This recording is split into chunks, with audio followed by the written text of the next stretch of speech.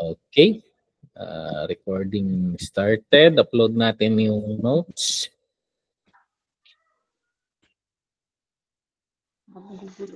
Okay. Dito sa Book of Judges, makikita natin ang setting ng itong kwento dito ngayon na nasa loob na sila ng Promised Land. So nakasettle na sila doon and namumuhay na sila sa bagong setup ng pamumuhay. So nakikita natin last time na nandun sila sa wilderness noon. So ibang sitwasyon.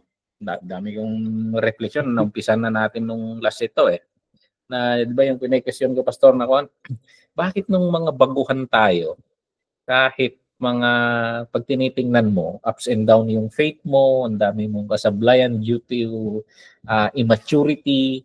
Pero parang bakit ang Panginoon, napakadali niyang, parang napakakakuan ng Panginoon na pag nanalangin ka, sinasagot niya. Pero bakit noong nasa mas malalim ka ng faith, parang ang dami mong pinapanalangin na hindi sinasagot ng Panginoon.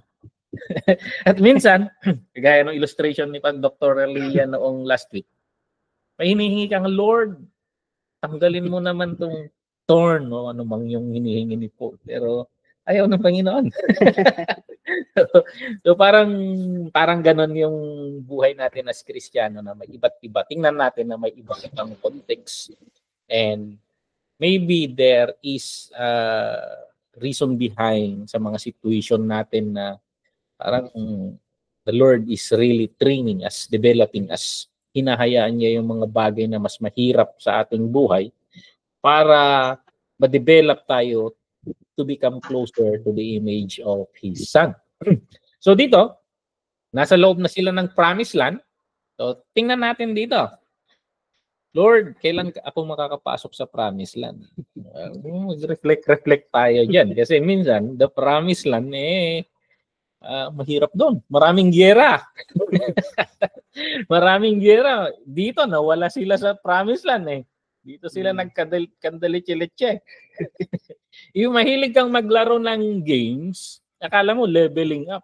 Mas masaya to. Mas masaya to. Mas mahirap pala.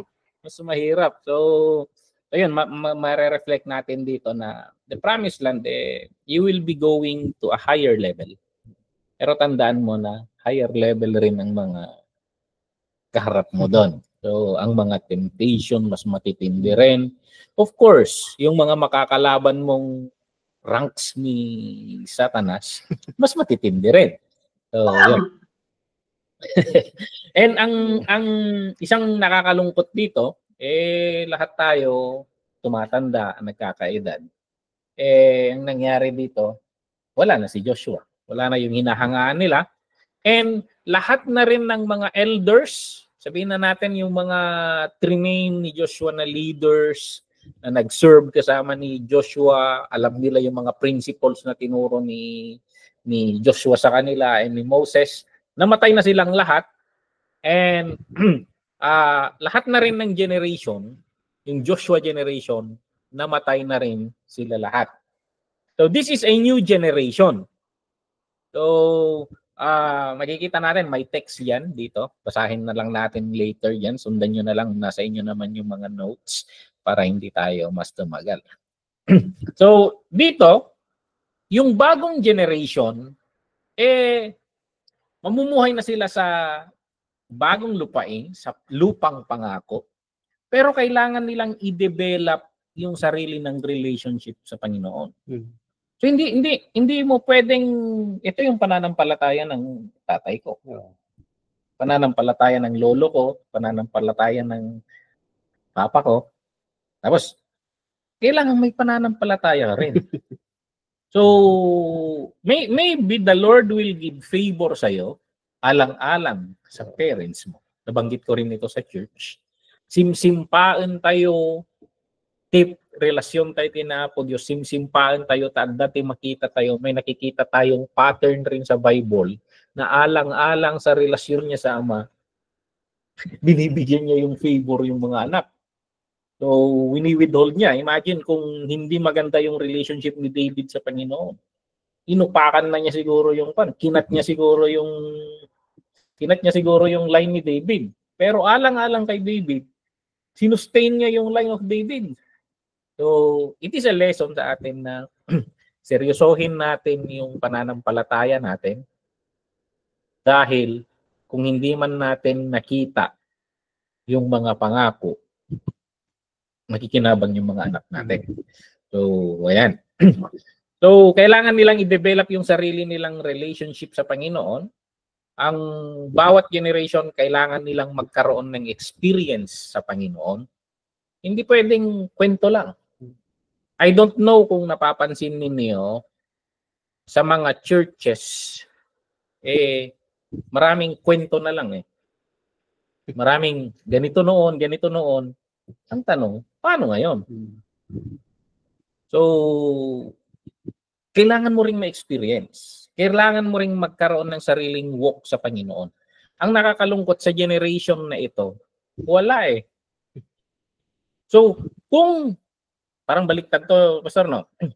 Binabanatan natin yung mga nanggaling sa Egypt kasi ang dami nilang supply. Pero they were very successful in discipling the next generation. Ngayon, hinahangaan naman natin ang Joshua generation dahil ang gaganda ng pananampalataya nila. Ang ganda ng walk nila. But they failed in passing on the faith. They failed to develop the next generation. Kung makikita mo yung reverse na pag i-compare mo yung dalawa. So, yan yung yan yung re-reflect natin diyan. Joshua generation yung nakikita natin. Ang tindi kasi puro sila victory sa giyera. Pero hindi natin napapansin yung failure nila. They forgot. So, sabi natin, anong mas matindi? Tingnan natin dito, Pastor. Kasi sa atin, baka we were so busy getting the promises of God. We are so busy doing the works of ministry. But, nakatutok tayo sa generation natin ngayon. Or yung pag-accumulate.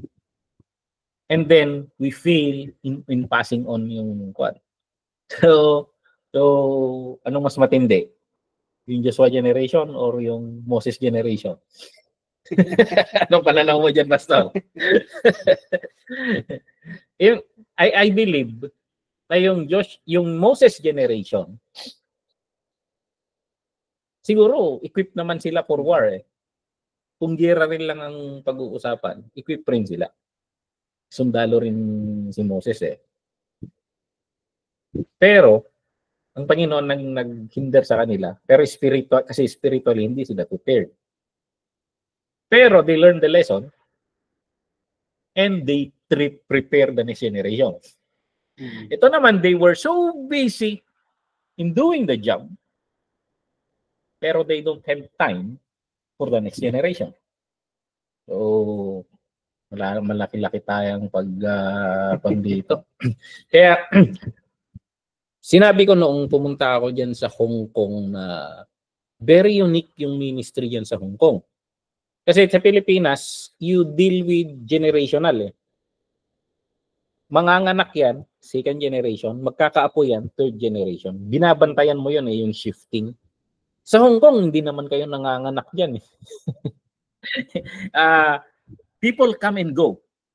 People come and go. Pero I think, ang bawat isa, for example, si Pastora Imelda, before she exited Hong Kong, I think binuhos niya lahat to pass it on to the next. I think dito yung isang take away natin dito na bago ka mag-e-exit sa Hong Kong, dapat you disciple the next batch para yung continuity tuloy-tuloy. So hindi man you take it na yung susunod na papasok na mga bago dyan, start discipling them to be the next leaders. So I think very good yung ginagawa natin dyan na itong Bible training, yung School of Workers, siniset natin yung example, binabantayan natin yung next set. Kasi sabi ko nga kay Pastor Jun Biagan nung nagkwentuhan kami, we only have 20 years kasi nasa 40s na tayo eh. Pastor Dennis, bata pa to eh. Ilang taon ka na, Pastor?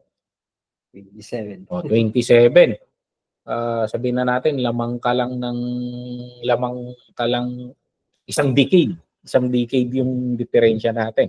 So kami nila Pastor June, we have 20 years, sabihin na natin hanggang 60, age of retirement. We have 20 years to train the next generation, to pass on the fire that we have, to pass on the vision that the Lord gave to us. So, you don't create a new vision, but you integrate the vision na binibigay ng Panginoon. Kasi may continuity yan. May continuity. We have 20 years yan. So, napunta doon yung perspective na we are training. Nung Pastors Conference, panoorin nyo yung video ng evening service, yung Pastor's Appreciation. And you will see yung generation of 10, generation of 20 years, generation of 30 years, generation of 40 years. Pakinggan ninyo yung mga testimonies nila. Sisend ko yung link later dito. And ang reflection ko doon talaga we have a new assignment. These 80 plus ministers, in 20 years, we need to train at least 100 leaders. We need to produce at least 100 new blood. Kasi agrakaya dagito eh. Atanda tong mga to. The success that they were able to accomplish, kanya-kanyang establish. Ngayon, ang ganda ng Hong Kong, But we need to train the new blood. Baka mangyari sa atin itong judges. Everything will crumble down. So pag hindi natin mabantayan, may handa yung next generation, yun yung nakakatakot. This is the lesson that Judges is giving us. So, ayan. Pag-aaralan natin itong Book of Judges, hindi ito chronologically arranged. Hindi na-arrange sa eksaktong pagkakasunod-sunod. Ayon sa teacher natin dito, yung nagsulat nitong manual na ginagamit natin. Ang correct order raw, pag gusto mong babasahin, mag-uumpisa ka raw sa Book of Judges chapter 2 verse 6 to 9 at pabalik ka sa chapter 1. And then pagkatapos mo ng chapter 1, talon ka pabalik sa chapter 2 verse 10 to 13. And then talon ka ulit doon sa hanggang verse 13, talon ka sa chapter 17 to 21, and then saka ka balik sa chapter 2 verse 14, 16 to 31. Yun yung pagkaka-arrange niya. So sabi nga natin, pag nagsusulat ang writer sa book ng books, hindi lang sila nagkwekwento. So parang tayong mga pastor, pag gumagawa tayo ng sermon, bawat paggamit mo ng text, may context yan kung bakit mo sinasabi. Tingnan, kung mapapansin ninyo, yung synoptic gospels, Matthew, Mark, and Luke. Kasi naiiba si John. Matthew, Mark, and Luke. Kung mapapansin mo, may mga pare-parehong kwento, pero may konting discrepancy. Iba yung arrangement niya. Iba yung pagkagamit niya. Ano to? Bakit ito ganun yung pagkagamit niya, ibang application, may iba nga may ibang detalye nga yung iba eh.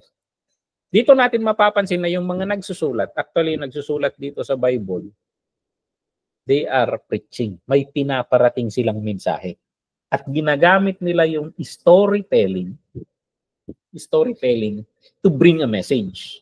Hindi lang sila nagkwekwento tungkol kay Jesus, but they have a message na pinaparating sa atin gamit ang mga kwentong yon. Mapapansin mo, bakit pare-parehong kwento magkakaiba yung arrangement nila. So, yan mo makikita na hindi lang sila nagkwekwento, kundi may mensaheng pinaparating gamit ang kwento. Kung nag-pray kami ni Pastor Dennis, kung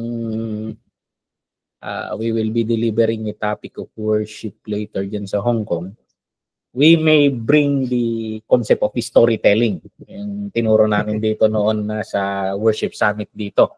Storytelling, yung pagkwekwento. Pagkwekwento. So, dito, kaya makikita mo na bakit balibaliktad ito, yung kwento. Bakit hindi magkakasunod-sunod? Kasi yung arrangement ng kwento mismo, intentional nung nagsulat. Kasi in that arrangement, may mensahe kasing pinaparating. Okay? So, usad tayo. Punta tayo sa may B. Mag-con lang kayo kung may question.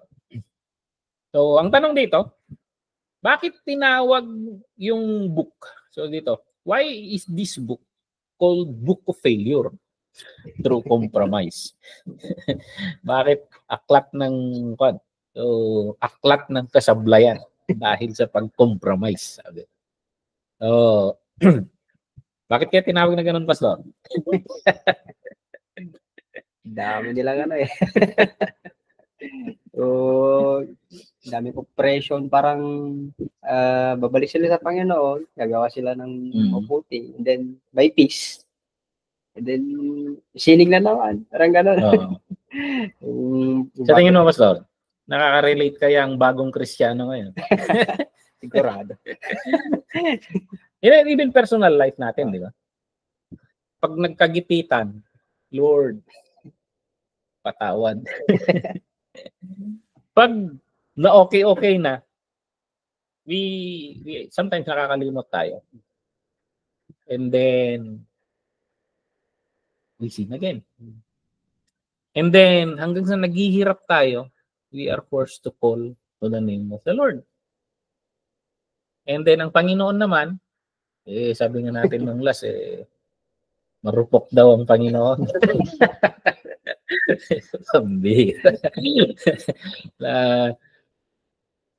Ganun magmahal ang Panginoon eh. So, it's a book of compromise. Pero ang mapapansin natin dito, parang bumalik sila sa wilderness, di ba? Yung buhay sa wilderness. Pero ibang sitwasyon na lang. Pero ganun eh, paikot-ikot. Hindi ko alam. Pag-aralan mo kung ilang years. I think 400 to eh. 400 years. So, doon na lang sa number. Doon sa wilderness, 40. Pero dito, 400. Hindi kaya nagkataon lang yan, basta. Or may pinapahiwatig yung nagsulat na nauulit lang ang kwento dito sa mundo.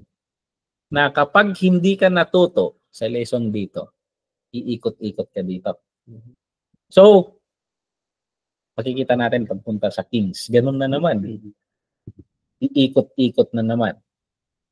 Ang nakakapagtaka, bakit sinasabi ng scholar, Pastor, na ang buong Old Testament, 4,000 years? Nagkataon lang kaya yung 40 years, 400 years, saka 4,000 years? Or may pinapahiwating na yung numerong yun na paikot-ikot ang buhay. At kung hindi tayo matututo, kahit tayong nasa New Testament, iikot at iikot lang ang buhay natin hanggang sa... Kasi it's a new level na to eh. So, nasa higher level ka, pero mas matagal. So, ayan, marami tayong takeaway doon. Pwede yun eh. Bakit 40, 400, and then 4,000? So, mahilig ang Israel sa numerology. At bawat gamit nila ng numero, minsan may pinapahiwatig yan. So, ayan, tinatawag na Book of Failure through Compromise. Titingnan natin kung bakit yun yung tawag nila dito. So, incomplete obedience, though nanalo si na Joshua sa mga most or many sa kanilang giyera. Pero makikita natin dito na yung Book of Judges incomplete obedience eh. Incomplete obedience, sabi sa note natin dito, incomplete obedience, compromise, and repeated failures. And when we reflect sa ating buhay, parang mayayabang tayo minsan na binabanatan natin sa Old Testament. Pero kung maghunos dili tayo at magnilay-nilay, parang tayo rin lang eh. Parang babalik at babalik ka rin lang sa kwento na kaya na-realize ko to nung pandemya. Pag binabasa ko yung Biblia, bakit yun lang naman ang text? Sinisermon ko naman yung text na yan noon. Pero nung dumaan tayo ng pandemya, bakit iba na yung application? So yung question ko noon, binabasa ko ba yung Biblia o ako ang binabasa niya? Kasi umaakma eh, tumatapat siya sa kon. So kaya nga napaka-misteryoso ng librong to. Parang ako yung binabasa niya eh. Parang salamin siya, yung pag tumitingin ka, sarili mo yung nakikita mo. So, sa dami ng binabasa kong libro, ito ang naiiba. Bakit? So yun na siguro na yun yung mystery niya. Yung sabi natin na kinasihan ng Panginoon. Inspired. Okay? So, yun ang buhay natin. Kwento ng buhay natin. Incomplete obedience, compromise, and repeated failure. And then, sabi nila, parang, hindi naman ako naniniwala na paikot-ikot lang tayo dyan. Ang paniniwala ko dyan, though umiikot tayo, parang spiral yan. Umiikot, pero sa bawat pag-ikot, paangat ng paangat. Yung spiral na, nakita na kayo ng hagdan na spiral? Umiikot-ikot ka lang. Pero sa bawat pag-ikot, umaangat tayo. Kasi, yung pagbagsak mo dito, mas mataas sa pagbagsak mo nung nakaraan. Tapos yung pag-angat mo, nalalagpasan mo yung nangatan mo nung buwan. Umiikot-ikot tayo. Yun lang, dumadami yung ikot. How can we exit? Kung gagamitin natin ang perspective ng Hinduism, paikot-ikot lang tayo eh. Ipis ka nun. Bumalik ka, Kalabaw. Pero may ikot pa rin. Pero umaangat. So, ayan. The book of Judges begins, sabi dito, nagsimula siya doon sa hangganan ni Joshua.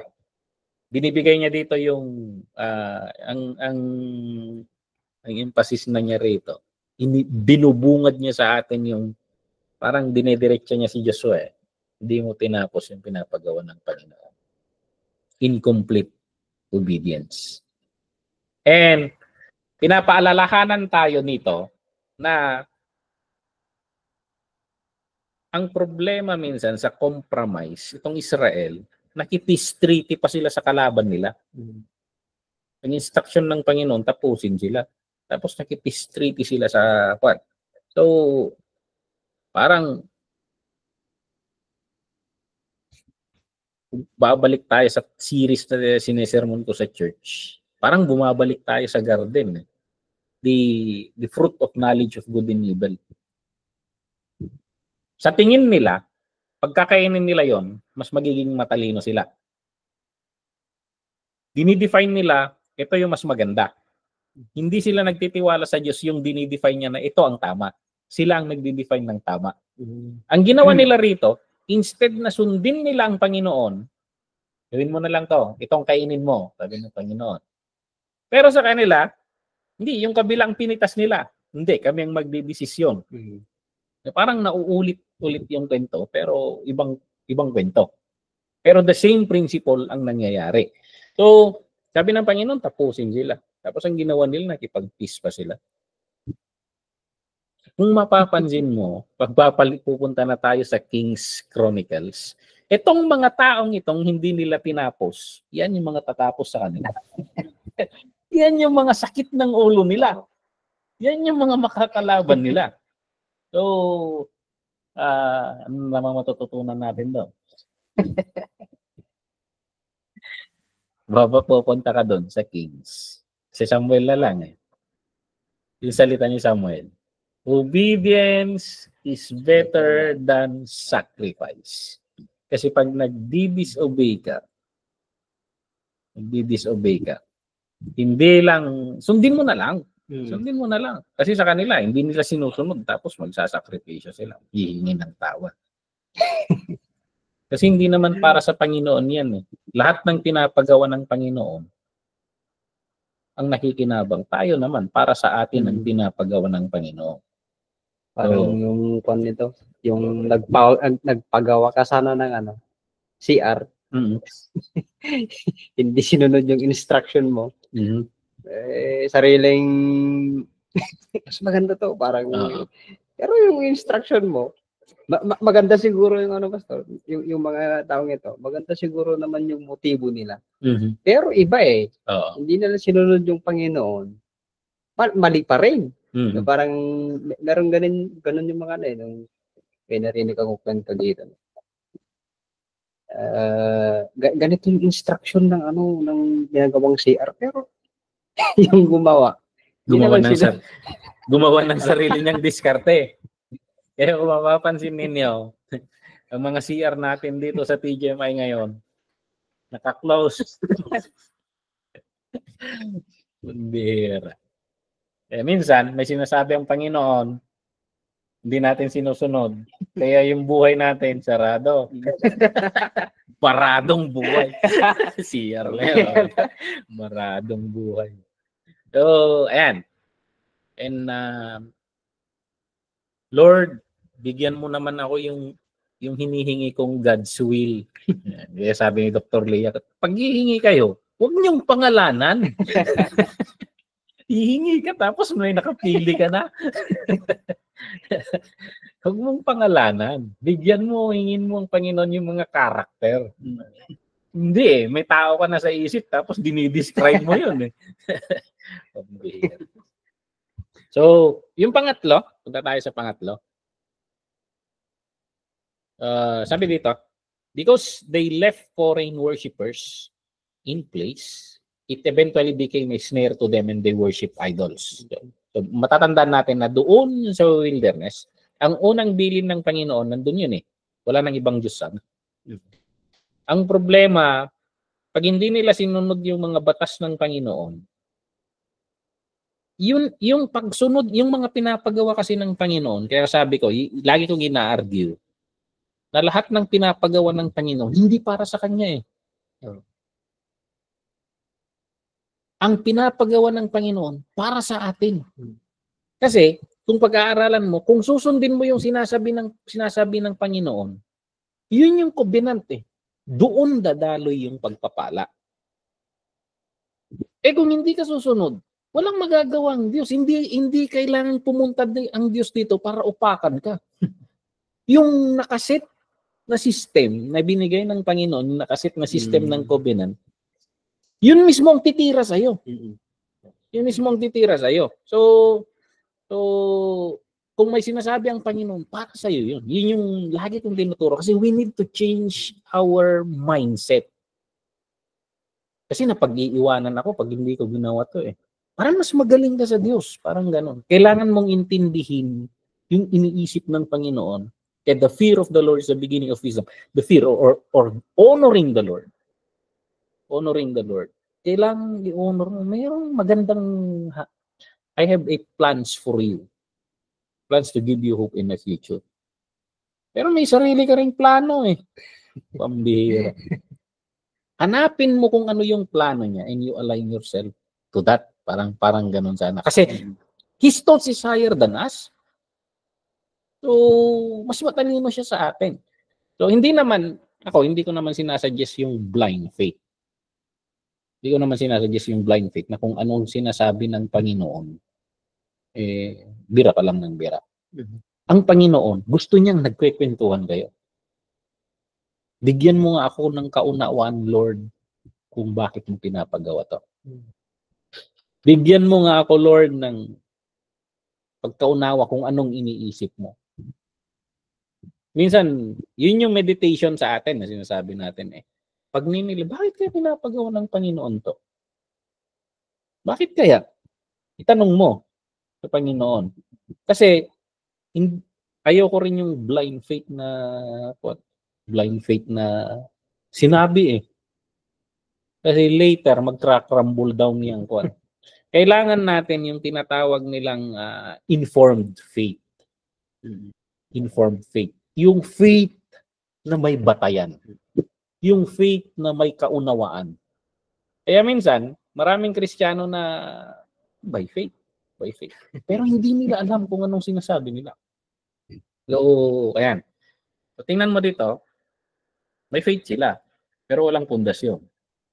Hindi nila naintindihan yung mga nakuha ni Joshua to eh. Meditate on it day and night. Naunawaan niya yun. And they were very passionate in doing it. And they were successful in everything they do. Naunawaan ni Joshua na yun yung susi para magtagumpay sila. Naunawaan niya. And they make sure. Sinampulan niya si Akan. Tingnan yung mangyayari sa atin kapag may sumaway. Hindi para sa atin, hindi para sa Diyos to eh, para sa atin. Ilan ang namatay sa atin dahil may sumaway. So it will serve as a lesson. Ganito kahigpit ito kasi ito para sa atin. Kaya pinatay yung si Akan saka yung pamilya niya eh. So, naunawaan nila. The sad thing with the Judges generation, wala silang kaunawaan. So, dito, Pastor, andun na sila sa promised land, di ba? Pero, the problem is, yung sinabi mo na meditate it day and night, parang ito yung isang failure nila na hindi nila na na-obey yung Torah, yung laws of God, na para yung naging chaos yung nila eh, yung buhay nila. Hindi nila alam yung sinabi mo, Pastor, na walang pundasyon. So I think yung laws of God, yung time nila, yun yung pundasyon nila to succeed, para magtagumpay sa buhay nila. Pero parang iniisip ko dito, hindi naman siguro naging komportable sila doon sa promised land. Kasi ang dami lang kaaway sa paligid. So I think yung wala silang kings, wala silang prophets, hindi yung sinabi dito na ginagawa na lang nila yung mga gusto nila, yung alam nila na tama. So pero sa sight ng Panginoon hindi tama. Na parang ganon. So parang hirap ng buhay nila dito kahit nandun sa promised land. Hindi ka siguro sa understanding ko dito, Pastor. Hindi ka siguruhan pag nasa promised land ka na. Kasi ang akala natin, makarating lang ako doon. Okay na ako. Pero ito kasi part ng covenant sa kanila to eh. Kung pupunta ka sa Deuteronomy chapter 8. Sinabi ni Moses ito, orientation ni Moses sa generation ni Joshua. Sabi niya, chapter 8 ito, i-note niyo kung gusto niyong balikan later. Be careful to follow every command I am giving you today, so that you may live and increase and may enter and possess the promise, the land the Lord promised on oath on your ancestors. Verse 2. Remember how the Lord your God led you all the way in the wilderness these 40 years to humble and test you in order to know what was in your heart, whether or not you would keep His commands. May sermon ako, Pastor, na iisa yung sinasabing that continuity. Keep His commands, sabi ni Moses. Sinabi ng Panginoon kay Joshua, keep His commands. Meditate on day. Si Jesus Christ yun rin yung sinasabi. Sabi teach them to obey everything I have commanded you. Kasi ang daming Kristiyano, nakakala nila, pag tinanggap nila ang Panginoon as their personal Lord and Savior, yun na. Pero bakit nagkandaletse-letse ang buhay ng Kristiyano? Dami nag-question, ginagawa ko. Tama. Problema yung baka may mga reflections kayo dyan. Bakit ganun? Bakit ganun? May natututunan, may kino-communicate ba ang Old Testament na hindi natin nagigets? na sinasabi na ni Jesus Christ, pero hindi natin nagigets. At kasi yung sabi mo kanina, wala silang kings. Kasi actually, hindi mo kailangan ng king. Pag susundin mo lang yung law, matik ka eh. The king, you don't need the king to protect you. The benefits of the law protects you. Angels will come and protect you. They will come and fight for you. Provision. So, yun yung, kasi tingnan niya dito. Observe the commands the Lord your God, walking in obedience to Him, revering Him. For the Lord your God is bringing you into a good land, a land with brooks, streams, deep springs. So, napakaganda niyan. So verse 10, winawarning niya na to. When you have eaten and are satisfied, praise the Lord your God for the good land He has given you. Be careful that you do not forget the Lord your God, failing to observe His commands, His laws, and His decrees that I am giving you this day. Sinasabi ni Joshua yan. Otherwise, kung hindi nyo gagawin ito yung sinasabi niya. Kung hindi nyo gagawin ito, when you eat and are satisfied, when you build fine houses and settle down, and when your herds and flocks grow large and your silver and gold increase and all you have is multiplied, then your heart will become proud and you will forget the Lord your God who brought you out of the land of Egypt, the land of slavery. So, tingnan natin, anong mangyayari daw? Laktawan natin yung ibang basa. If you forget, verse 19, if you ever forget the Lord your God and follow other gods and worship and bow down to them. Ito, yung sinasabi natin. Itong number 3 natin, yun yung isang failure nila. Yan.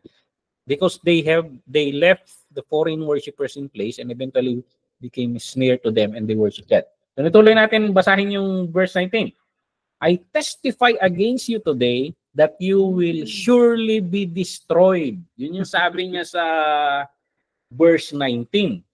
Sinisigurado ko masisira kayo. So, sinong sumira sa kanila? Sila din. Kaya itong compromise, kaya may the Lord help us. Kasi minsan, para tayong mga tao ng Ninibe, we don't know what is the left and what is the right. Akala mo, tama yung ginagawa mo. Pero mali pala. So may the Lord, in His grace, hinihingi sana natin lagi sa Holy Spirit na pag may mali akong ginagawa, Lord, paalalahanan mo naman ako. I think yun yung kagandahan na pag hindi naman natin sinasabi na lahat ng pagsubok na nangyayari. But maybe, pag nilalagnat ka kasi, bakit ka nilalagnat? There is something wrong in the system. And yung lagnat, sabi ko nga, yung fever, it's not a bad thing. Kasi yung fever, it warns you that something's wrong inside. Nag-take ka ng paracetamol. But paracetamol is not a medicine. Pangpahupa lang yan para hindi ka mag-overheat. So, ayan. Kaya sinasabi ng mga doktor, pag 3 days na, pabalik-balik yung lagnat mo, punta ka na sa ospital. Kasi hindi na lang Ilocano hanggang sa gabasab daytang. Kasi may mga time na pag nagpalit yung weather, hindi tayo nakaka-adjust agad, nilalagnat tayo. Pero gumagaling rin agad yun. Nanibago ka lang sa weather. Or yung bata, masyadong nagkaarawan, yung katawan, nagde-demand ng pahinga or whatever, pero wala siyang infection. Gumagaling yon. Pero pag 3 days, pabalik-balik, something is wrong na. Kaya you go to the doctor to diagnose you, and kaya yung mga bata namin pagkuhan, pinapacheck na namin agad yung dugo. Libre sa clinic Pinapacheck na namin yung dugo sa clinic. Kumukuha na kami ng ihi. Tapos pinapakuan. Pag may infection, magbibigay yung doktor ngayon ng antibiotic to strike that infection. Kaya minsan, ang Panginoon, ang hirap rin nung ang hirap rin nung Lord, nadaman nagkurkurangak, pakawanin nak. I think okay naman yun. Pero parang walang parang nagtitake ka lang ng paracetamol. Parang ang mas maganda siguro panalangin natin, Lord, i-pinpoint mo nga kung saan ako nagkukulang. I-pinpoint mo nga yung nagagawa kong pagkakamali para maayos ko yun. Kasi pag maayos mo yun, naayos na. Parang yung ini-strike ng doktor yung mismong infection at mismong gumagaling yung bata pag natatanggal yun. I think we can use that as illustration. Makikita natin dito, ang binabiolate nila, ito. If you forget the Lord your God, verse 19 ng chapter 8 ng Deuteronomy ito. If you ever forget the Lord your God and follow other gods and worship and bow down to them. Yan yung tinutukoy sa number 3 dito sa note natin. I testify against you today that you will surely be destroyed. Like the nations the Lord destroyed before you. So you will be destroyed for not obeying the Lord your God. So mapapansin mo rin dito, kapag na-realize nila yon, humihingi sila ng tawad sa Panginoon, they fix themselves, sinisira nila yung mga, inaayos nila yung sarili nila, nagpapadala ang Panginoon ng judge to rescue them, to fix them, at nagkakaroon na naman ng peace. So, maybe that is one thing na ang tamang, kasi sa atin, pakawanan na kapot, nagkurangak. Tapos bukas ginagawa mo ulit. Kasi hindi mo alam na kasalanan yun. Akala mo normal lang sa day-to-day life mo yun. Pero, ang tamang panalangin siguro, Lord, can you pinpoint to me kung saan ako nagkukulang? That I may fix myself. That I know what to address. So, ayan. Yan yung take away natin dyan. So, musad tayo. Now, sa number 4, bakit tinawag itong libro? Bakit tinawag itong libro natin na A Book of Failure Through Compromise? Ang number 4 na reason dito sa notes natin, ito. Because of their failure to honor God and worship Him alone. That is commandment number 1. So, ayan. Hindi naman, sabi ko nga kahit hindi mo sambahin ng Diyos, hindi nababawasan ang pagka-Diyos niya. Ito yung kailangan nating maintindihan. Kaya sumamba ka, tinuro ko na sa tinuro ko yung pinag-aralan namin sa Hong Kong to noon. That the purpose that to fill the earth with His glory. So, He values His name, He values His glory. Ang Panginoon, hindi nababawasan ang glory niya. Kahit sumamba ka o hindi, Diyos siya, kumpleto siya. Pasalamat ka. Kasi, binigyan ka ng tayo yung nable-bless. Pag sumasamba ka, susi kasi yun para dumalo yung pagpapala niya sa'yo. If you honor Him, that is the law wherein the blessing flows. Kaya mapapansin mo mapapansin mo kay Apostle Paul dun sa Book of Romans. Sabi niya, wala namang rason ng tao Sumisigaw ang creation. Lahat ng creation, they shout, they talk about the glory of this God. Then sabi niya, itong mga tao na ito, wala man yung law sa kanila, pero by instinct, pag ginagawa nila, sabi niya, pag ginagawa nila ang mga bagay na ito dahil naunawaan nila, magiging law sa kanila. At nagbe-benefit sila sa blessing ng law na yon. So, ito yung question ko rin nung last time sabi ni Moses, mamayang gabi, katay kayo ng tupa.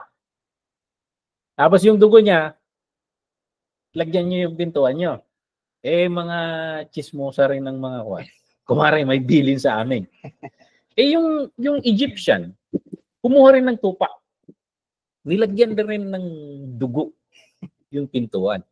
Nung may nabasa ba tayo nang dumaan yung angel of death? May nabasa ba tayo na chinek up kung Hudyo o Egyptian yung nasa loob ng bahay? Ang alam ko, may mga Egyptian rin na mga kaibig. Ito, laro ng isip Wala tayong ebidensya dito. Pero may mga Egyptian rin na mga kaibigan ng mga Hudyo. At maaaring pinapasok nila tong mga Egyptian na ito sa kanilang bahay. And because there is blood inside the house, they were spared. Kasi bakit mo bibigyan ng ginto yung mga Israelita nung paalis na sila? There are those na tumatanaw ng utang ng loob sa mga Israelita. And then that's maybe the reason, what can I give? Paalis na kayo, kumare, paalis na kayo. And that may be the reason na nabigyan sila ng ginto yung ginawa nilang baka. Kasi why would you give? So yung mga laro ng makukulit na isip. So we play with the possibilities sa kwento. But sige. They failed to honor the God to worship him and worship him alone. God allowed them to reap the fruit of their ways by no longer defending them from enemy nations. So hindi na sila idinidefend. Actually, kung babasahin mo to, 9, kung itutuloy mo, yung pagbasa doon sa do's and don'ts, doon sa Deuteronomy, mapapansin mo na dinitalye ni Moses lahat ng sumpa, tatama sa kanila. At detail by detail, nangyari lahat yun. Di ba sinabi rin ni Joshua sinabi rin ni Moses na mabubura yung bansa ninyo. Dadalhin kayo sa ibang bansa. Binanggit niya lahat lahat yung nangyari nung napunta sila sa Assyria, Babylonia. Nandito lahat sa Deuteronomy yun. Kaya sabi ko, hindi kailangan ng Panginoon na pupunta para upakan sila. Nakaset na yung system ng Panginoon. So, sige. Walang mga tanong. Makukulit tong lesson natin ngayon. So, pang-5 rason kung bakit itong libro na to failure through compromise. Nag-compromise ang Israel sa ilang bagay, several ways, sabi dito. Hindi nila ganap na sinira ang kanilang kalaban sa nasasakupan nila. And then, sa Judges chapter 2, pumasok sila ng mga kasunduan sa mga bansang yon. Sinabi ng Panginoon, huwag kayong makipagkasundo sa mga yan. And then, ang masama pa, nakipag-asawa sila sa mga AFAM. Mga foreigners, mga mistiso. So, ayan. So, naki-intermarriage sila. Naki-intermarriage sila sa... hindi natin sinasabi na masama ang pakikipag-asawa sa ibang lahi. Sa covenant kasi nila, sinabi ng Panginoon, you maintain the race. Kasi preserve ng Panginoon yung pure race para sa Messiah. So isang rason yan na wag mong lahian ng kwento. Kasi may line na papasok yan. May line na papasok. So, ayan. Intermarrying with alien nations. And then, worshiping the false god idols of their enemies. Minsan makulit rin to intermarriage. Kasi actually, kung mapapansin mo, anong pangalan na nung nag-spy sila may babae doon sa kwan na yung naglagay ng Rahab. Oo, Rahab. Binabawal ng Panginoon. Pero si Rahab, naiasawa siya sa Israel.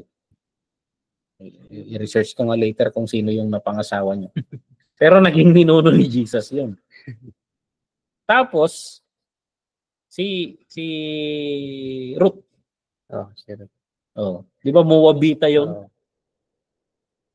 Ancient enemy. So pwedeng ibanat niyo rin 'yun na question sa akin eh. Pero bakit pinili rin ng Panginoon 'yun?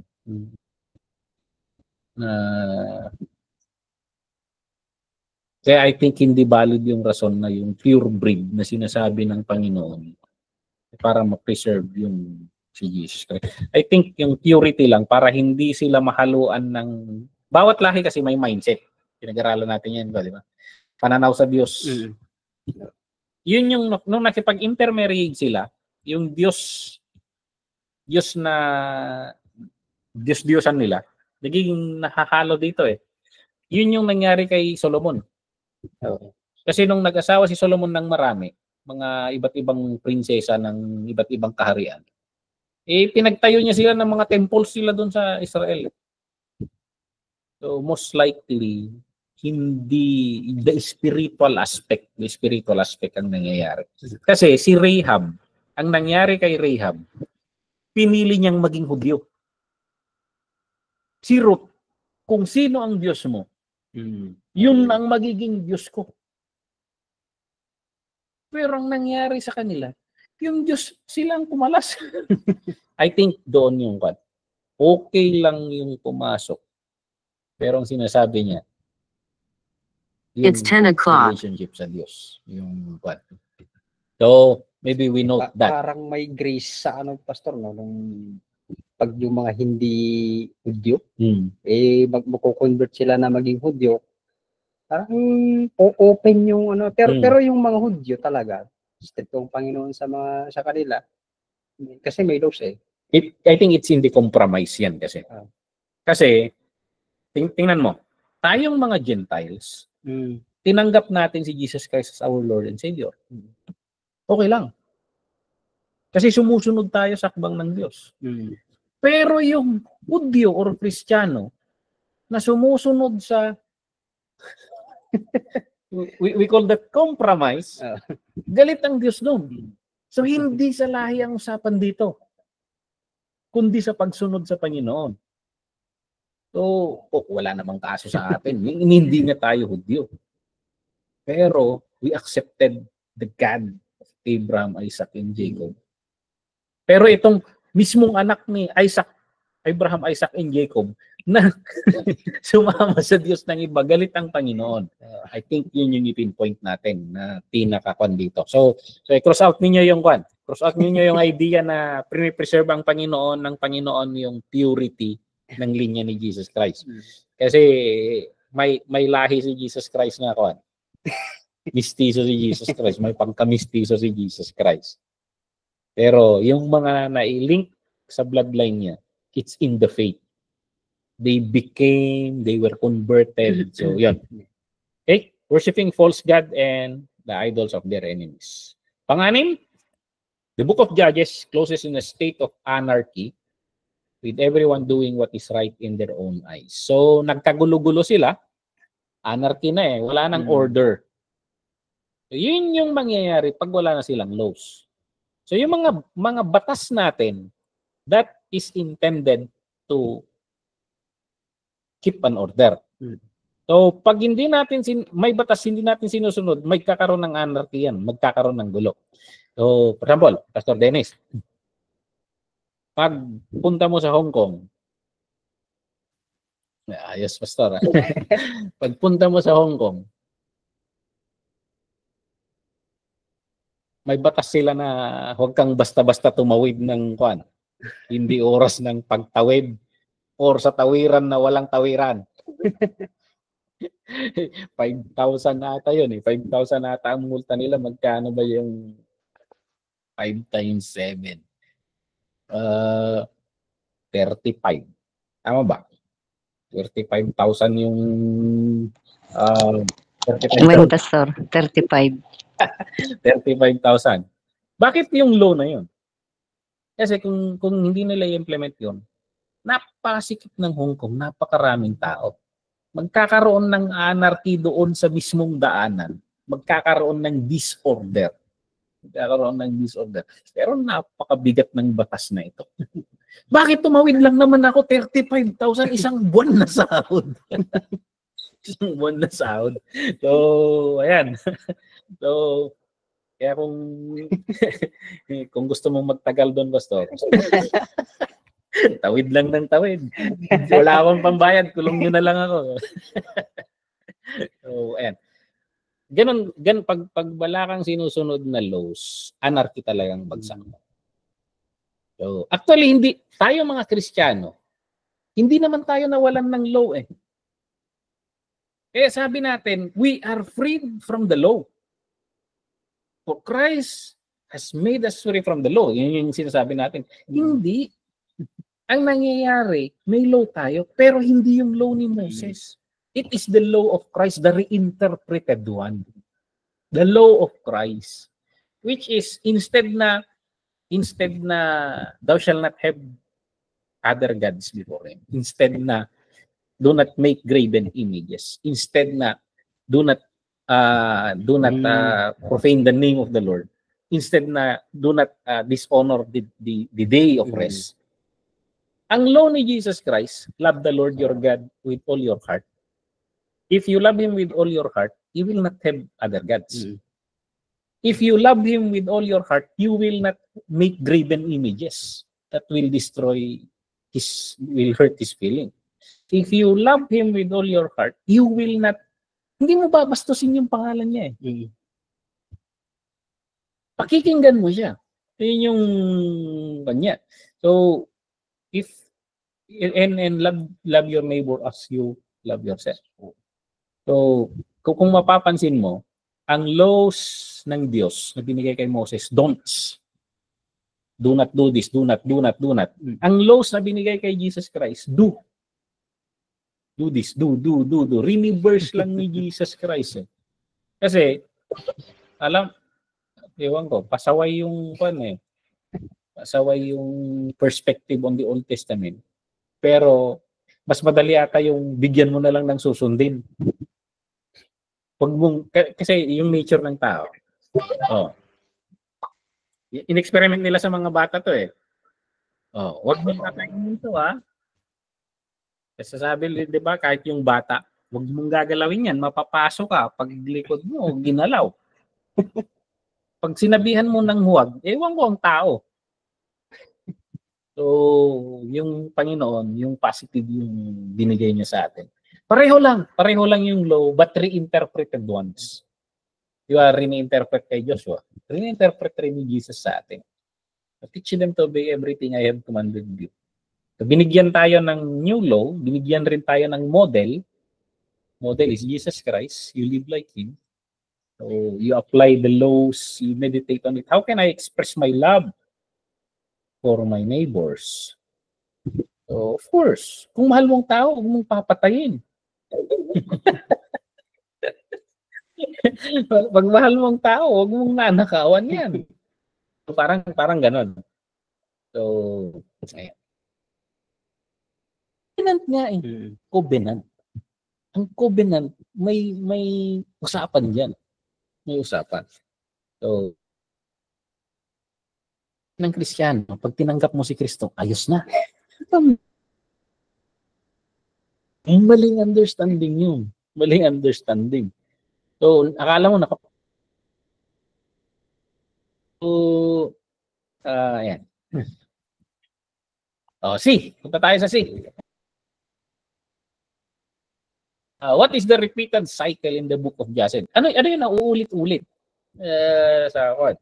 So, makita natin yung summary ng book. Nire-reflect ng libro ang 5 paulit-ulit.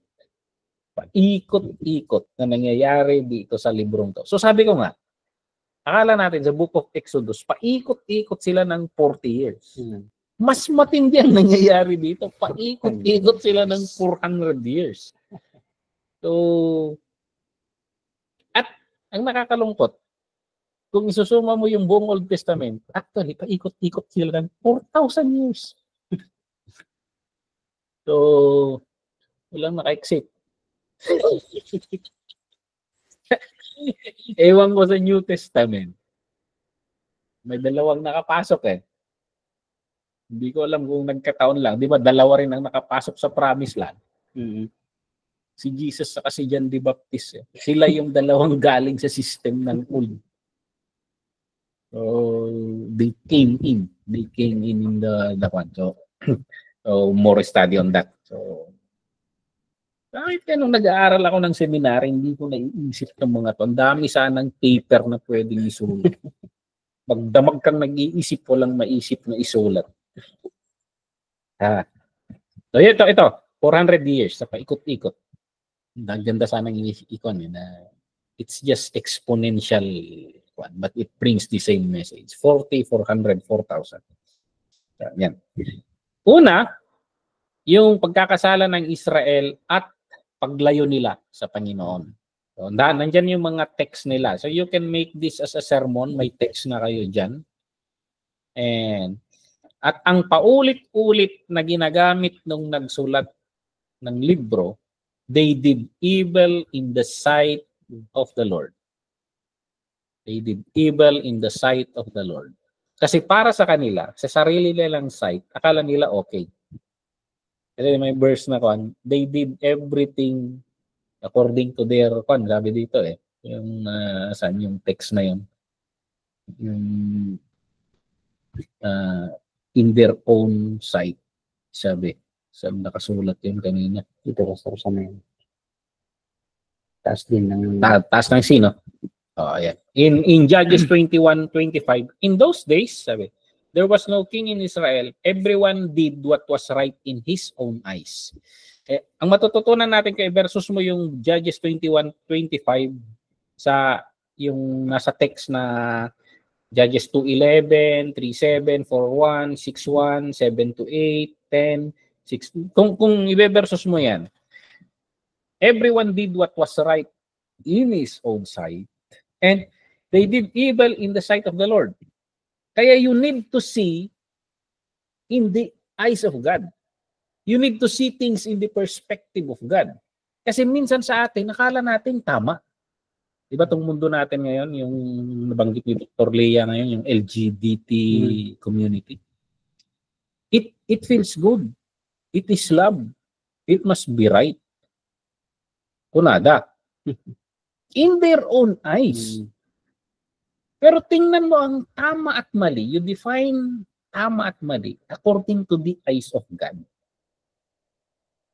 Kasi paano kung sinabi mong tama, ang perspective ko mali?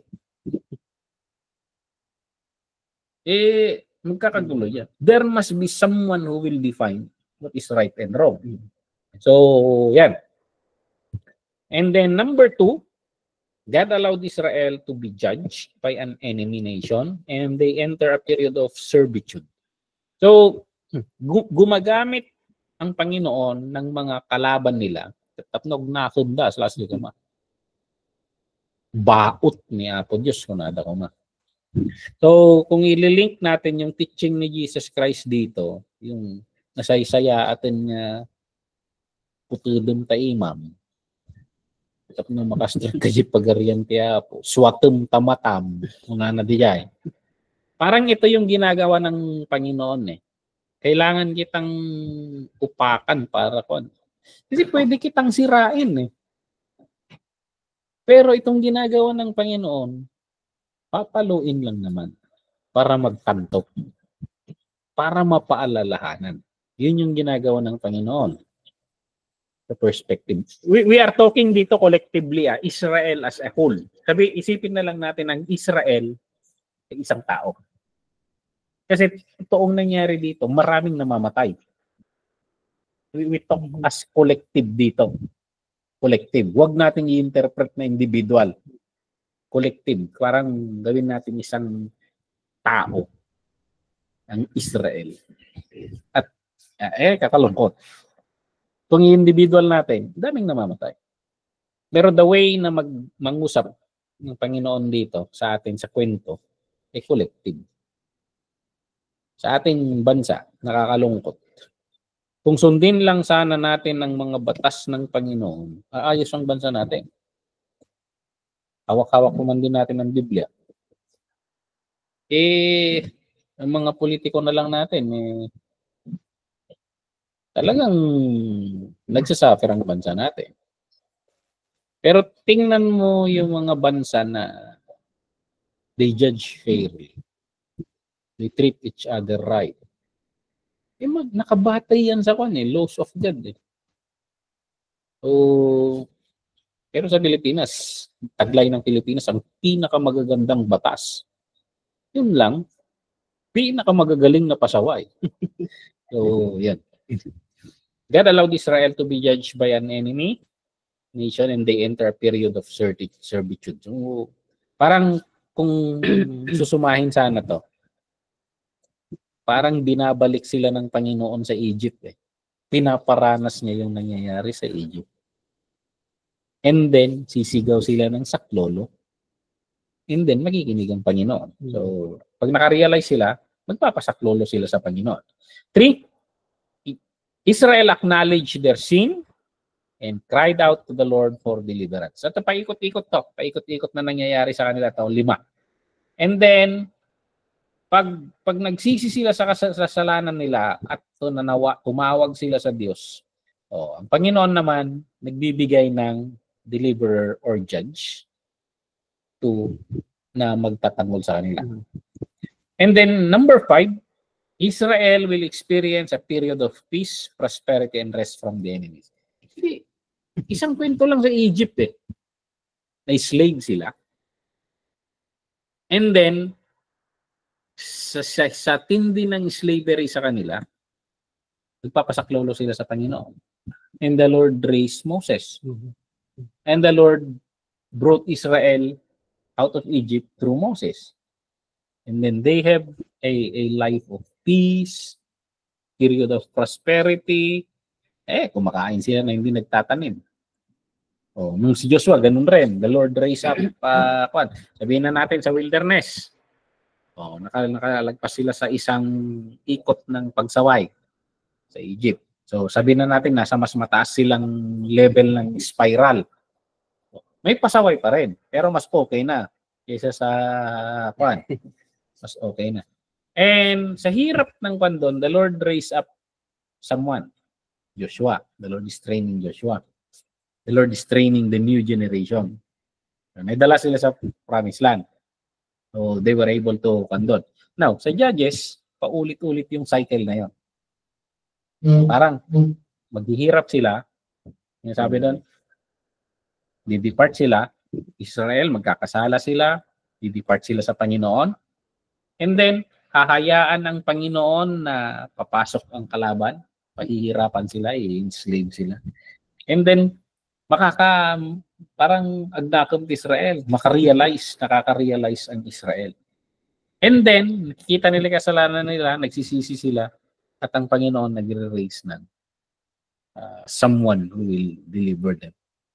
And then, nagkakaroon. Hindi ba parang ganyan ang buhay natin? Revive na revive ka. Hanggang sa nakakalimot ka sa Panginoon, lumalayo ka. Hanggang may mangyayari sa iyo na medyo, bakit ganito? Agmamalasak. Parang gano'n. And then makaka-realize ka na nananawagan ka sa Panginoon. And then you will hear someone who will point you back to the Lord.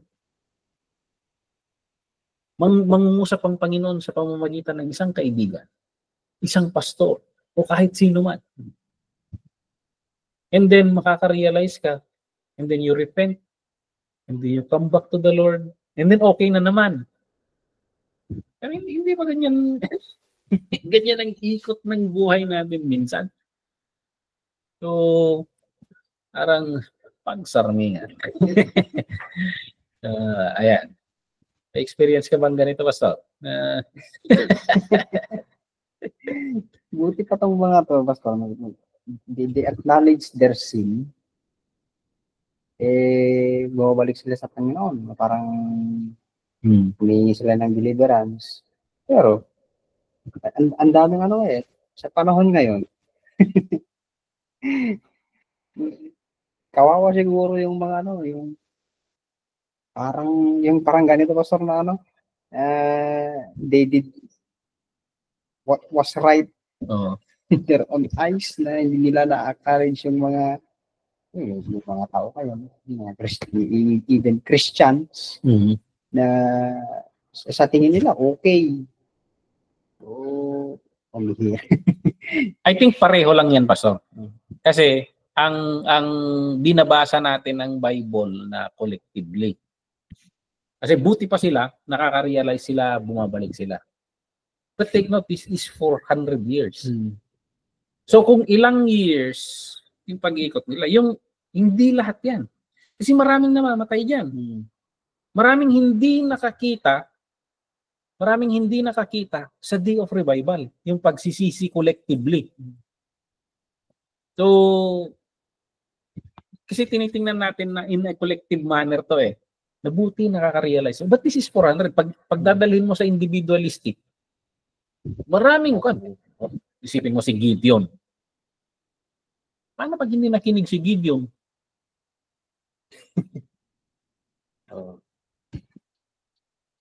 Kasi napakaduwag ni Gideon. Paano kung sumaway rin si Gideon? Maghihintay ang Panginoon ng bagong paggagamit. Pwedeng mamatay si Gideon doon. So yun yung kasi minsan tinitingnan natin, buti pa to mga 400 years to. So hindi natin alam kung ilang years yung cycle. Ilang years ang namatay. Ilang years ang na-enslave, ilan sa kanila ang na-rape, ilan sa kanila ang inabuso, mga ganon. So collectively. If we think of the church collectively, baka pwede mong sabihin ganun basta. Kasi akala ng church okay. Pataasan na lang ng lumdad minsan sa church Pero sinasabihan rin na tayo ng Panginoon, hindi yan yung hinahanap ko. Hindi, kasi noon, hindi ko hinihingi yung mga baka ninyo, mga tupa ninyo. Ang hinihingi ko, obedience ninyo. Yun yung sabi ng Panginoon. Parang kung i-contextualize mo ngayon, hindi yan tithes Hindi yung pagkanta mo ng napakaganda Hindi yung pagsimba mo araw-araw Ang hinihingi ko, yung buhay mo, sumunod ka sa mga sinasabi ko. Parang collectively sa church. So, minsan, ilan ang nababackslide? Ilan ang namatay na hindi nakabalik? Kaya nga may nagsasabi nanangaasim at tiapo. Nanangaasim tiapo. Pero ang tanong, paano ka nakakasiguradong makakabalik ka? For example, yung prodigal son. Grace of God na nakabalik Paano kung namatay siya doon? Paano yung pag-aalaga niya ng baboy kung natitano siya doon? Or nagka-ASF? Parang gano'n. Nagkataon lang na nakauwi Yun yung kwento, nakauwi. Pero in reality, ilan ang lumalayo sa Panginoon na hindi nakakabalik? So, hindi natin pwedeng i-conclude na mabuti ang Panginoon. Alam mong mabuti ang Panginoon, huwag ka nang kumalas. Parang ganun sana yung perspective natin. So, yan. Pambihira. Ang buhay ay weather lang. What does this repeated cycle demonstrate? Anong pinapakita ng paulit-ulit na ikot na ito sa buhay nila? So, ito. Kailangan natin ng leadership among God's people para makasunod tayo sa course. So, ayan. Una, para ang isang community ay magkaisa, they live together, kailangan may mga guidelines. Ang mga tupa, number 2, kailangan nila ng pastor, shepherd, na mangunguna sa kanila at gagabay sa kanila. Kaya napakagaling rin ng Panginoon na He gave some to be apostles, prophets, evangelists, pastors, and teachers. At nag-evolve ang church na nagkakaroon ng community. May CWC Hong Kong, may CWC Lamot, collectively may TGMI, may Assemblies of God. Kasi may kanya-kanyang circle yan. Kasi ang nangyari sa kanila, walang ganun eh. Nagkanya-kanya sila. Ang makukuha mo dito, huwag kang mag-freelance Christian. You need a community. Kailangan may kilalanin kang pastor. Kailangan may community kang kasama mong kuwan. Kasi maraming jump for Jesus. Na sa dami, Kristiyano naman daw. Pero wala siyang may turong pastor niya. Parang ginagawa mo dyan, para kang si kanila eh. You are doing what is right in your own eyes. So, kaya nga dun sa ano, sa Danghai. Kasi diyan sa yung church sa Danghai kasi parang ano yan eh, parang pag meron yung mga nagbibiyahe ano na mga parang tinitingin ng mga pagsimbahan nila. Parang gano'n, nagkataon na may isang matanda doon. Taga dun sa Union, siya siyang nagtuturo din noon. Parang assistant pastor siya. Pero wala siyang church. Wala siyang church. Kaya parang napadaan lang dyan sa Danghai. And then, nag-usap kami. Parang doon muna siya. Pero nag-isa din siya ng mga ilang months. Nag-request siya na magtuturo siya ng Sunday school. Inopen ko sa kanya yon. Pero ang problema lang kasi, yung sinabi niya na wala siyang church, parang nagkahanap, nagsisearch ng maganda yung doktrina ng church, hindi, hanga palso, parang gano'n. Pero matanda eh, matanda. Tapos parang nagkipilay-kilay. Sabi ko sa kanya, mas maganda na may church ka, uncle. Dapat may mag-umbrella sa'yo. May dapat mag-commit ka sa isang church. Ano naman sabi niya? Sabi naman niya, parang na-trauma siya sa dahil hindi daw siya nagko-commit sa isang church. Pinanggalingan niya kasi puro split. Parang gano'n.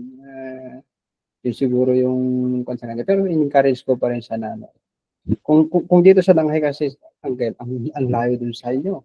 Maghanap ka ng church na malapit sa mag-commit ka doon. Pero bumabalik pa rin yan.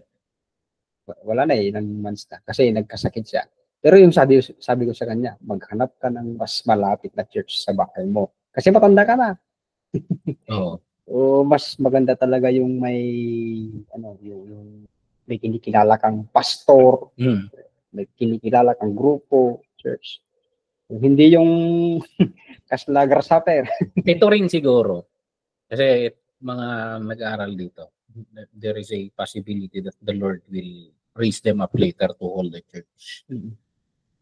Na medyo nakakatakot rin hawakan yung church.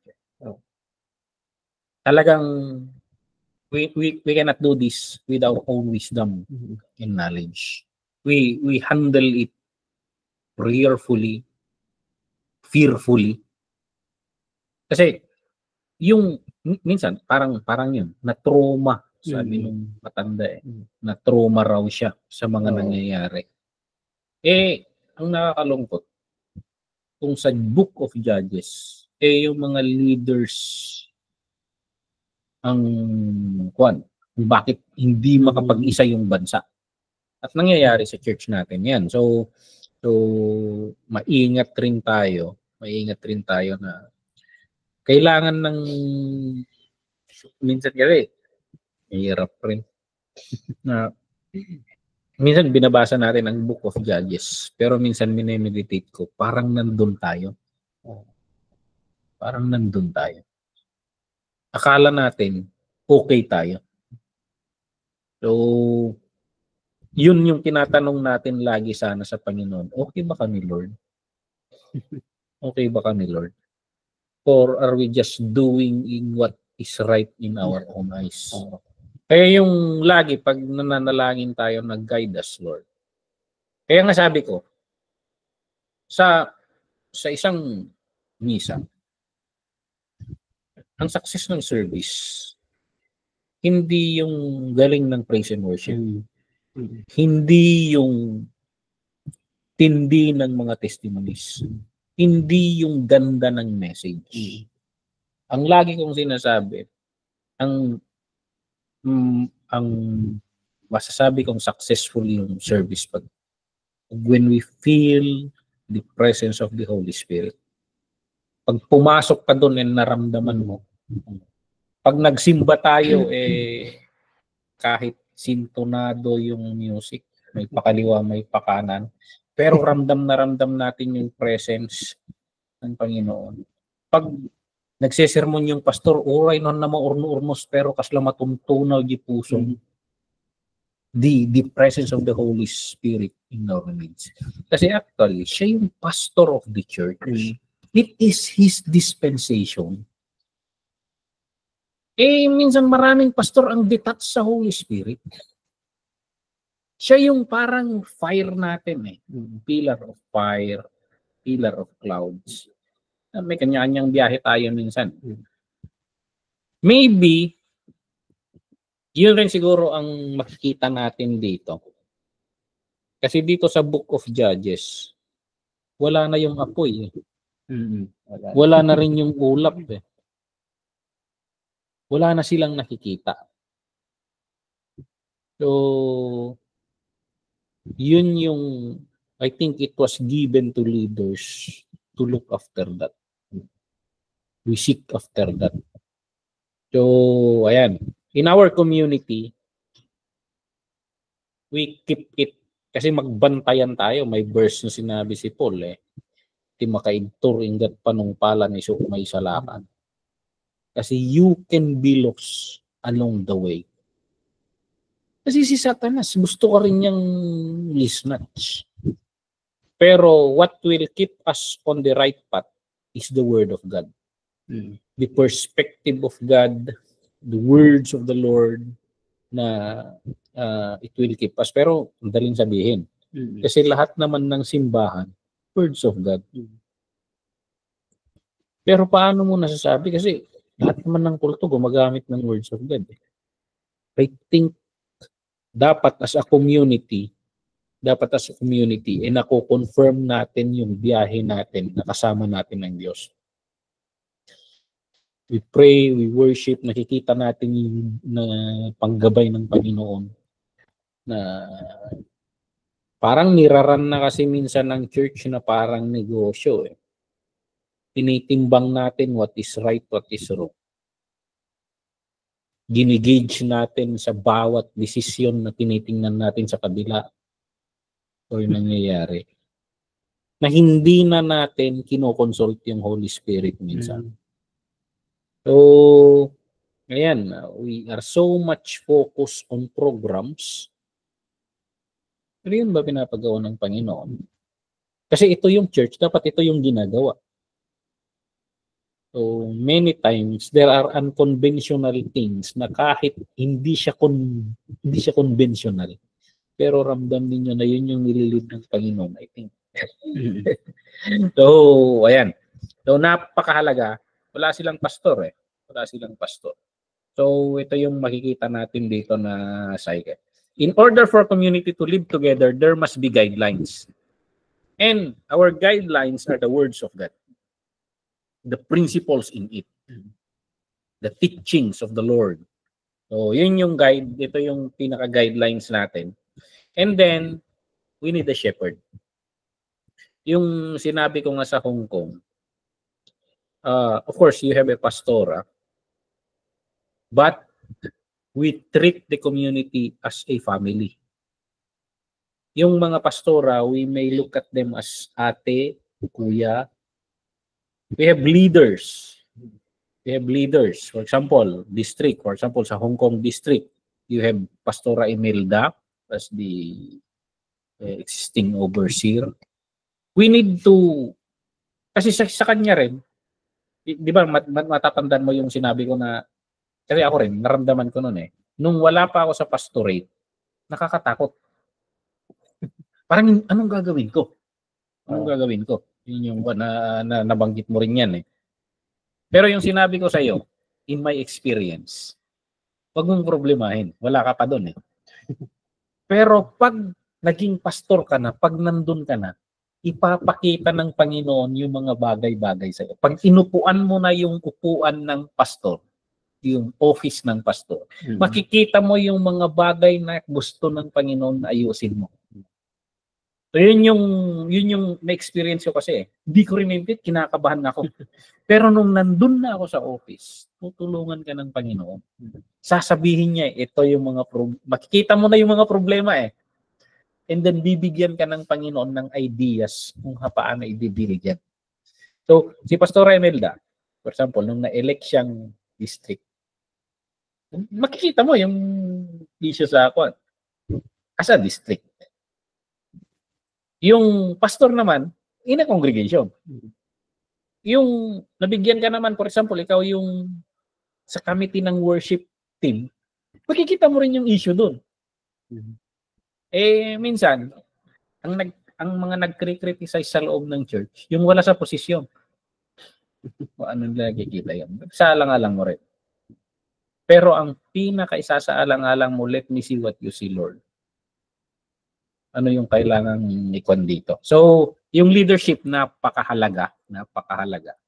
So, we need to pray, always pray. We need to always talk, always evaluate the things na nangyayari sa church, sa leadership. So, yun yung wala sila sa Book of Judges. And then are there any bright spots in the Book of Judges? Parang puro kasablayan naman ng Book of Judges. Meron bang mga bahagi rin na hindi naman sablay? Yun yung tinatanong niya rito. So, nakikita natin na in spite sa mga nasa Hong Kong, very familiar kayo sa yin yang. Alam niyo yin yang, yung bilog na may ganyan. Tapos sa black na part, may dot na puti. Tapos sa white na part, may dot na itim. So parang sabihin na natin na yung Book of Judges, black. Pero may dot pa rin na puti yan. There is always yung philosophy na yan, yin yang.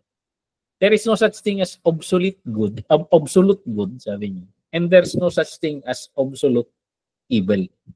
Sa mundo, sa mga madidilim na bahagi sa mundo, there is always a spot for goodness there. At sa lahat ng kabutihan, hindi mo naman masasabi meron yung spot ng kadiliman. So parang yun yung sinasabi niya. Yung philosophy ng yin and yang. So, ito yung Book of Judges. Madilim yung librong to. Pero there are notable events. So, makikita dito yung Song of Victory.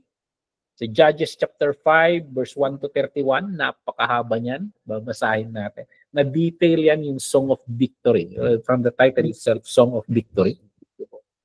So, dito yung panalo ni Deborah So, basahin niya natin ang ilang verses nito para masampulan natin. We have few more minutes.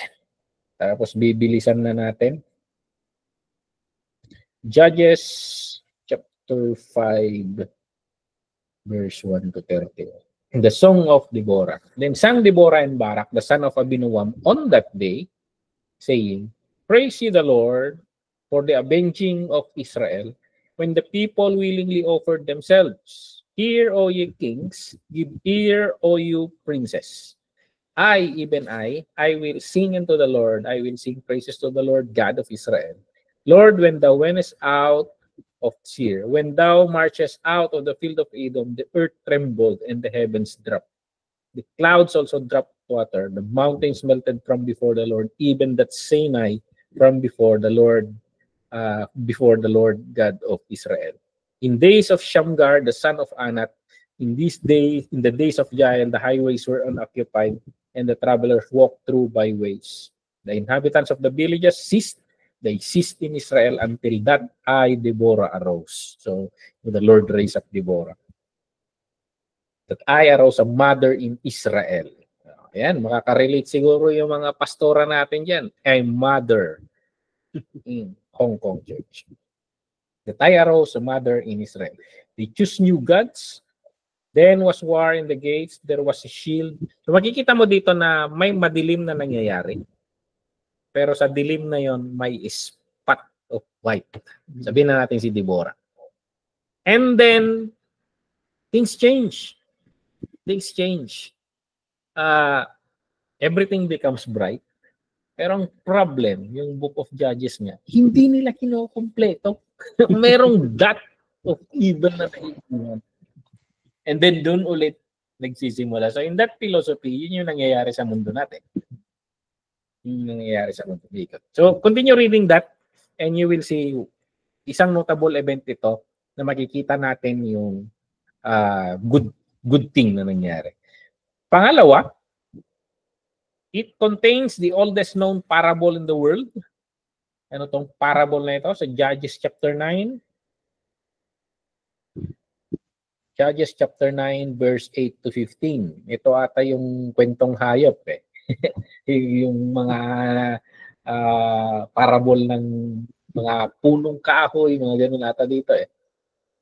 So, the trees went forth na time to anoint a king over them. Then they said to the olive tree, "Reign thou over us." But the olive tree said unto them, "Should I leave my fatness, wherein by me they honor God and man, and go to go to be promoted over the trees?" Parang walang gustong maging leader. Yun yung point dito eh. Walang gustong maging leader. Kasi pag leader ka, may mga sacrifices. Yan yung nakakalungkot. Walang gustong leader. Pag naging leader ka talaga, there are things na you deny yourself. So, ayan. How many times, pastor, na nagpipreach kang wala sa mood, pero you preach it anyway. Naranasan ng pastor, may mga problema ka. May problema ka na nga, pero bira pa rin. You deny yourself. You deny yourself. So yan, parable yan. So, basahin nyo na lang yan. Walang gustong maghari. Walang gustong maghari sa nila. Walang gustong mamuno. All this parable. And then yung C, it contains the first record of a woman functioning as a leader of the nation. This is a good encouragement sa ating mga pastora dito. Kasi kung tatanungin nila, sasabihin nila, pwede bang maging pastor ang babae? O kung hindi pwede, ito isagot ninyo. Kung hindi pwede, nasaan yung mga lalaki? Pambihira, dami yung sat-sat, nasaan kayo? Sabihin niyo sa mga lalaki niyan. So, kasi walang leader dito, yung parable eh, walang tumatayo eh. And the Lord picked the woman. So yung argument nilang yan, it is actually a rebuke. It is actually a rebuke. Kaya, mga pastora, keep on preaching. Because you are a rebuke sa mga nagsasabing hindi pwedeng maging pastor ang mga pastora. Wala sila eh. Wala sila. So, in the Old Testament, we have leaders. In the New Testament, the first evangelist were women. There is even an apostle named Junia. Junia. And in tribal gospel mission, ewan ko kung napansin ni Pastora Imelda nung kwan. Ang daming babae sa tribal gospel mission na kwan. Sasabihin nila, walang kamay ang Panginoon. Oh, asan yung mga lalaki? Parang sa Hong Kong, si Brother Fred lang. Buti may mga kaibigan na si Brother Fred na pumupunta sa church. So parang tingnan natin dito na isipin mo, yung mga nagtestimony, si Kundring, si Pastor Ranobi, si Pastor Dante, si Pastor Tesi. Sina Pastor Tesi, naibato pa sila sa Kalinga, no? So, nasaan yung mga matatapang? Bakit hindi pumunta sa Kalinga? Okay. There are some notable leaders. So sa Book of Judges, makikita natin itong mga leaders na ito. Yung iba, hindi masyadong sikat. Shamgar, Tola, Jair, Ibsan, Elon, and Abdon. So dagijay dadumamit, ito yung mga sikat. Si Othniel, Ehud, Deborah, Gideon, Jephthah, and Samson. So ito yung mga sikat. So, pero marami sila dyan. 400 years yan eh. 400 years. Nailatag na ang judges system kasi kay Moses pa no. So leaders ng mga may kalat sa kanyan eh. Gumawa sila ng mga cities of refuge. And then yun yung mga leaders na silang magde-define ng right and wrong. So kamang kay yung city of refuge and then at the judge DJ. But meron yung nag-a-arise na talagang, ewan ko, may kwan siguro, may kakaibang charisma o may kakaibang anointing. Nagiging famous entire the nation. At unite niya yung buong nation. Hindi man siya king, pero hindi man siya prophet, pero makikita nila na yung kamay ng Panginoon nasa buhay niya. So, ayan. Barak, Abimelech, and Samuel. Actually, itong si Samuel, nasa prophet si Samuel eh. Pero actually, siya yung pinakahuling judge. Siya yung pinakahuling judge. Kasi pumasok na yung kingship. Kasi humingi sila ng hari eh. Pag namatay yung judge, hindi mo rin maipapamana kasi yung judge. Hindi mo maipapamana yan eh. Wala yung system nilang ganon. So maghihintay ulit sila kung may makuan man doon, pero yung anointing namimili lang eh. Yung hinihingi nilang hari, yung kasing though in-anoint ng Panginoon, monarchy na yan eh. Ipapasa mo sa anak mo, continuity na yan. So, kung mapapansin ninyo,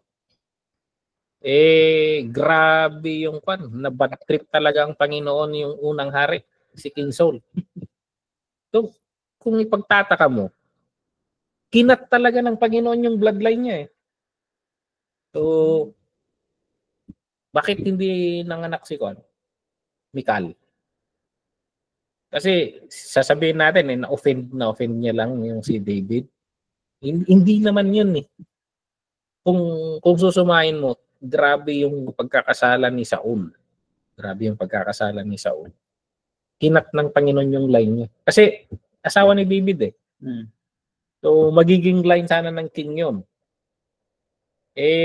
Ang natira lang na bloodline ni Saul, si anong pangalan na Mephibosheth ba? Yung pilay. Mephibosheth tata yun. Hindi rin pwedeng maging hari yun, lumpo. So, doon na lang na-express ni David yung pasasalamat niya sa best friend niyang si Jonathan.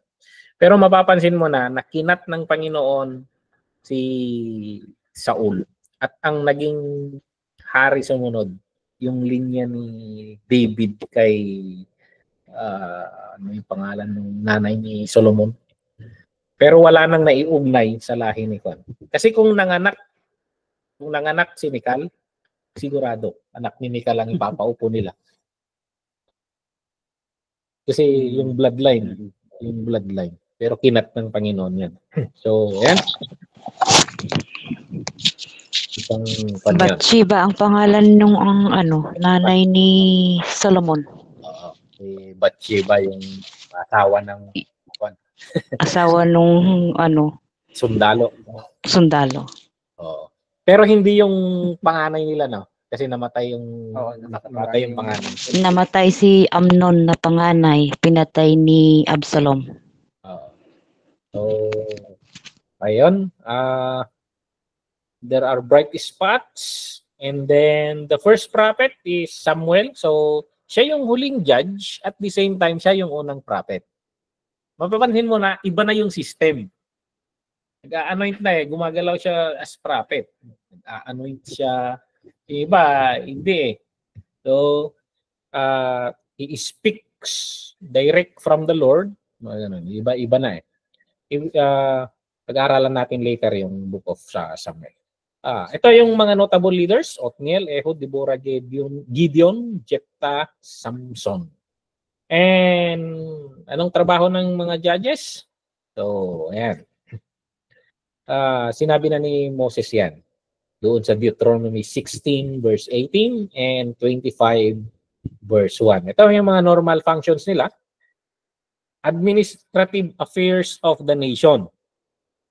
Maraming, yung sabi ko nga kanina, kasi may city of refuge sila. Hindi ko matandaan kung ilan yung city of refuge na sinet up nila. Pero most likely, mayroon sigurong system itong mga to na namimili rin sila sa bawat isa sa kanila. So may council of judges rin siguro. Hindi ko alam kung meron ganun kasi most likely meron siguro. Kasi hindi naman kanya-kanya yung mga yan eh. Pero may mangingibabaw na isa. Kasi kung mapapansin mo, kahit si Jephthah, pinuntahan si Jephthah eh. Kasi may kakaiba sa kanya. May man, tulisan so na, may man of influence rin si Jephthah. Tapos pinuntahan siya ng tao niya. Si Jephthah kasi, itong mga judges, parang leader ng bawat tribo or clan.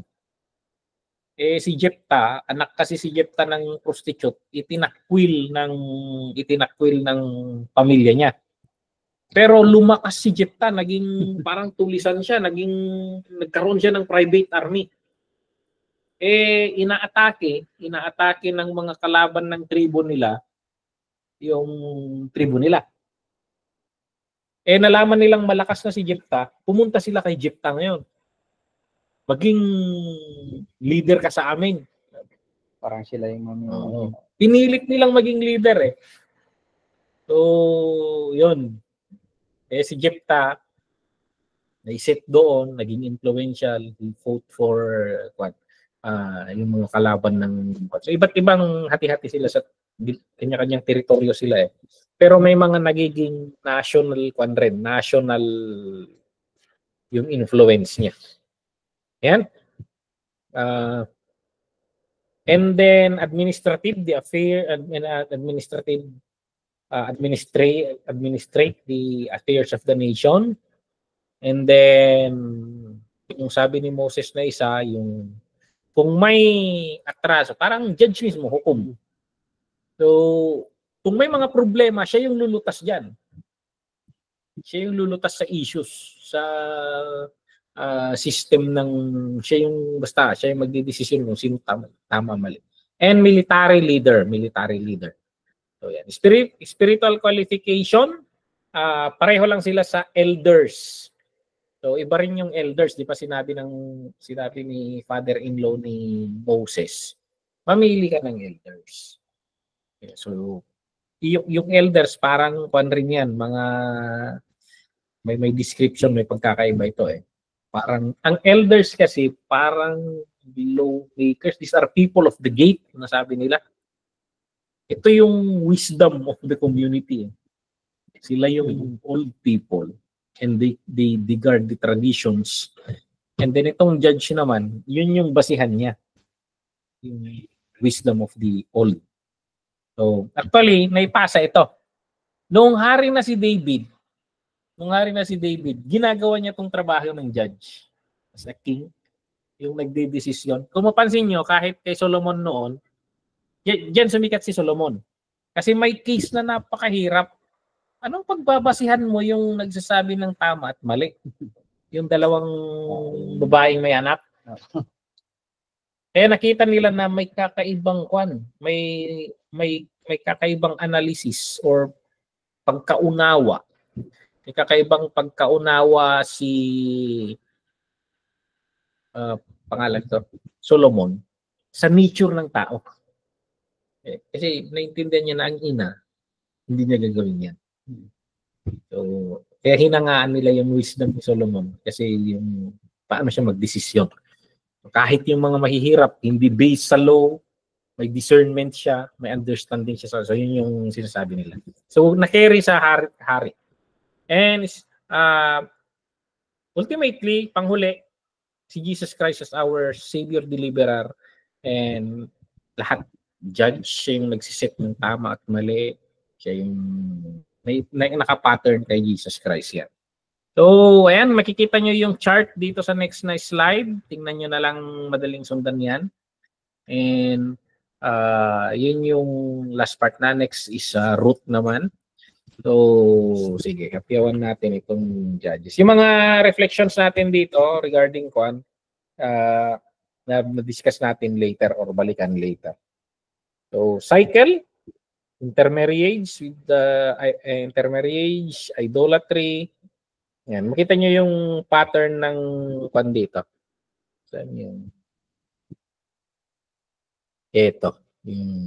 Tingnan nyo na lang yung chart dyan. Makikita nyo yung 10 years, 80 years, 40 years. Oh, mahahaba to. So it takes one generation. So 40, 25 years, 22 years. Yan yung mga cycle na kung malalayo yung mga cycle niya. So kaya yung reflection ni Pastor Dennis dyan kanina na tinatanong mo, medyo pag individual kasi natin, medyo mahirap. So yung nagsusulat dito, kino-collective niya. Kino-collective niya. So, minsan kasi pag nag-meditate tayo sa New Testament, ini-individualistic natin. So, think of the church collective also. And then interpret kung anong nangyayari sa church. Baka mahanap natin yung saan tayo part. Maayos ba tayo? Baka nasa Book of Amos tayo. Book of Amos. Anyway, so yun yung lesson natin ngayong gabi. Purihin ang Panginoon. It's 10:55. May mga tanong. Sana wala. May mga reflection na naisip natin dito sa Book of Judges. Napakasikat kasi nitong Book of Judges ng mga bata tayo. Lagi nakikwento si Samson. Deborah. Gideon, yan. Samson sa Gideon, ang pinakamatinding kwento sa atin. Si Othniel, hindi masyado to. Hindi masyadong kuwan. Shamgar, minor to mga to. Sabi nga niya kanina. So, kahit si Deborah nga, hindi masyado yan. Pero ang sikat talaga si Gideon, si Samson, itong dalawang ito. Yan yung dalawang pinaka nangingibabaw. Okay? So, ito yung lesson natin ngayong gabi. Hahabol tayo next Wednesday kasi nakalimutan ko nag-announce last time. May convention pala tayo dito. So, praise God sa ating matapos natin ng kwan. So, ayan. May mga tanong? Kung wala nang mga tanong, sinong magpe-pray sa atin? Hiniling ko kay Kwan. Wala na. Kung wala, i-pray nga tayo ni Kwan. I-close tayo ng prayer ni Pastora Joanne. Tayo. Hallelujah. Managparabor nga Diyos. Sagyaman kami manan apo. Iti itong gundaway. Tasikay iti nakanda. Itunggal may sakara kami. Manipud iti nairugi. Iti nga adalmi. Iti Judges. Book of Judges. Agyaman kami. Karito'y apo Diyos nga. Ito nga istorya. Kaya ito nga adal. Nga iti about iti history. Kaya iti naglabas nga panawin. Yung apo agyaman kami. Kaya ito nga soom nga. Ang na adal. Taadda. Dagiti point apo Diyos nga. Ipaadal mo iti tunggal may sakada kami. Ket apo si kakali iti makiadda tapos kasta dagitoy apo Diyos nga naadal mi iti daytoy nga Book of Judges ket anayon nga malagip mi dagiti banag apo Diyos nga point na daytoy nga istorya o God nga nagtaod iti saom apo Diyos So gyaman kami urepay dagiti nagisuro kada kami, gyaman kami tipig sa kansaron at daog God nga impay mo kadakwada. Sublimpay kadakwada iti pigsa kansaron at nga madadapay tapos tikas tayo sumarunong panagadalmi isuro malin dagiti banag Apo Dios nga kahit mo nga ipaadal kada kami. Ken pe kada kami iti yung gundaway nga nagdingig san kadi nga masayang dagito nga oras nga ingkam panagadal ngem kitdi dagito nga sao may palagi pa kada kami iti inaldaw-aldaw o God intong tiyempo nga kailangan mi dagito Apo Dios nga mamatibker iti panagserbimi ken ka. Ket Apo Diyos, ika Apo Diyos, kada kami, iti nga rabi, ewanan na kami, ket pumaon kami kadimanin bigat. Handa ni tipig sa kansalon at Apo Diyos ng tultuloy, Apo Diyos na agserbikin ka. Sika ti Diyos nga makada, iti tunggal may sa kada kami, baludin na kami, iti may sang ayat, ken may sang espiritu, itinagan ti Apo mi Jesu Kristo. Amen. Amen. Amen. Good Good night. everyone. Good night, Good night po, everyone. Pastor. Thank you. May the Lord Everyone. God Good bless. night. God bless. Bye-bye. Good night.